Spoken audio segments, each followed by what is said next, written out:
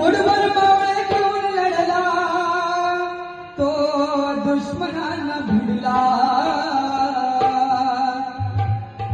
मुठभर मावळे घेऊन लढला तो दुश्मनांना भिडला.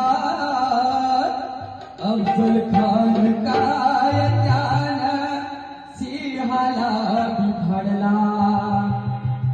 अफजल खान काय त्यानं सिंहाला बिघडला. करीतो वंदन करीतो वंदन करीतो वंदन मी कुलदैवताला वीर शिवबा संभाजीला. करतो